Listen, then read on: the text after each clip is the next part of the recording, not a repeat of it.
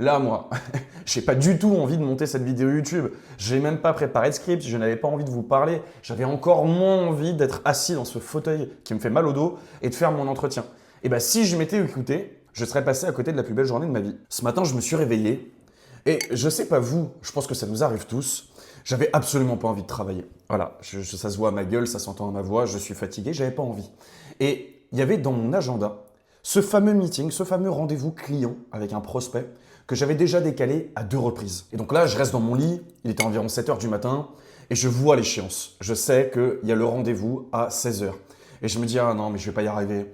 Qu'est-ce que je vais trouver encore comme bidouille pour annuler? Et puis je me dis, non mais je suis à mon compte, je suis entrepreneur, j'ai une boîte à faire tourner, etc., etc. Il faut que je me pointe à ce rendez-vous. Et puis en même temps, j'ai pas envie. Enfin, vous savez ce que c'est, quoi. On est fatigué, on n'a pas envie. Et donc je me dis, allez, c'est pas grave, je l'annulerai une 3e fois et je le redécalerai. Sauf que j'ai eu un sursaut de motivation, de discipline, d'engagement, appelle ça comme tu veux. Et je me suis quand même pointé à ce rendez-vous qui s'est clôturé il y a donc 24 minutes. Et pourquoi j'ai décidé de me jeter sur mon téléphone et t'expliquer cette histoire qui n'a pas l'air très passionnante au démarrage, mais c'est parce que précisément grâce à ce rendez-vous que je fuyais, que je ne voulais pas faire, j'ai rencontré un nouvel entrepreneur qui fait 14 millions d'euros de chiffre d'affaires, et là, on vient de signer un contrat ensemble de 18 992 euros TTC. Donc je viens en 24 heures, en un call, en une visioconférence, alors que j'étais fatigué, que je voulais pas travailler, de quasiment gagner 20 000 euros. C'est mon record absolu. Et donc je vous fais cette vidéo pour une seule raison finalement. C'est jamais quand on a envie que ça fonctionne. C'est jamais quand on se sent prêt que ça fonctionne. Et c'est encore moins quand tout est aligné que ça fonctionne. Ça fonctionne uniquement quand tu fais les choses. T'es malade, t'es fatigué, t'as une tête chiffonnée, mais c'est pas grave, tu le fais quand même. Même si c'est maladroit, même si c'est mal fait, tu itères, tu testes et tu passes à l'action. Enfin, c'est dingue. Si je regarde même au-delà de ça, parce que c'est pas la première fois que ça me fait cette petite claque, comme par hasard, c'est quand je suis épuisé de fatigue, il neige dehors, je décide d'aller courir, j'ai pas du tout envie de courir, et je suis à 2 doigts d'annuler, et dès que j'y vais, je fais mon meilleur record. Enfin, c'est drôle. Ou c'est comme, par exemple, un autre sujet, mais quand tu es le plus fatigué, t'as pas envie de sortir, il n'y a pas de programme, il n'y a pas de soirée, il pleut dehors, tu te forces à sortir parce que tes potes, ils t'ont un peu voilà, mis la pression, t'y vas et tu passes la meilleure soirée de ta vie. C'est dingue. C'est toujours quand ça n'est pas le bon moment qu'en réalité, précisément, c'est le bon moment et le juste timing pour mettre les choses en place. Parce que c'est drôle. La vie, je ne sais pas si elle est bien faite ou si elle est mal faite, mais on pourrait résumer ce que je suis en train de t'expliquer avec cette phrase simple. C'est qu'en fait, la situation que tu te fixes, l'objectif, ça se situe toujours à un seul appel supplémentaire. Mais malheureusement, sinon ça serait trop simple, tu ne sauras jamais à l'avance quand est-ce qu'il va se présenter à toi. Et tu ne sauras jamais, à moins d'essuyer des refus, des calls où tu es malade comme moi et ça se trouve ça aurait rien donné, le gars m'aurait fait perdre mon temps, eh bien c'est pas grave, je l'ai quand même fait, mais il faut essayer. Donc là maintenant, je vais vous donner des techniques qui, moi, font dans mon quotidien que j'atteins plus ou moins mes objectifs que je me fixe, que ce soit en prospection, en rendez-vous de closing, en contenu marketing, en discipline sur mes posts sur LinkedIn, la création de contenu vidéo YouTube, bref. Parce que là, je vous dis, c'est super bien, il faut réussir à ne pas être discipliné, il faut faire la petite action en plus, même quand tu es épuisé, que tu n'en as pas envie, et je viens de te l'illustrer parfaitement.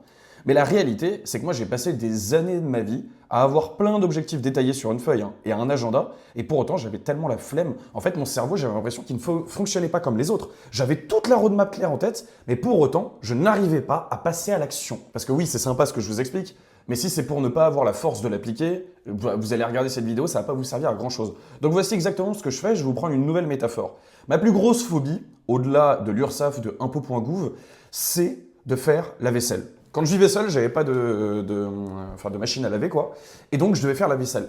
Et elle s'accumulait, je détestais ça. Et je préférais voir la vaisselle s'accumuler. Donc, tant pis, ma vie se dégradait. Je prends ça en métaphore pour n'importe quel objectif. Et je n'arrivais pas à me dire, oh là là, putain, il faut que je trouve la motivation de faire cette vaisselle. Donc, ça restait une tâche qui, je savais, occuper une charge mentale dans mon esprit, mais je préférais me convaincre qu'elle n'existait pas, et puis je me berçais d'illusions et je continuais d'avancer, jusqu'à ce que ça commence à puer, et que ma copine à l'époque ou mes potes me disaient « Non mais c'est pas possible, il faut que tu nettoies Théo ». Et donc, pourquoi cet objectif était, dans ma tête, inatteignable? Comme n'importe quel objectif que tu te fixes. C'est parce qu'en fait, je visais trop grand. La première chose, si tu veux avoir un appel qui te fait remporter 20 000 euros en une journée, en un call, si tu veux avoir ta boîte qui fonctionne, si tu veux atteindre la situation que tu t'es fixée, bref, n'importe quel objectif, je le répète dans chacune de mes vidéos, mais je m'en fiche, je vais le marteler jusqu'au jour de ma mort, c'est simple. Si j'avais commencé par nettoyer que une assiette ou une fourchette chaque jour, cette situation ne serait jamais arrivée. En fait, si tu acceptes de faire les choses de manière maladroite et imparfaite, mais au moins tu as fait 10% de cette tâche, c'est déjà mieux.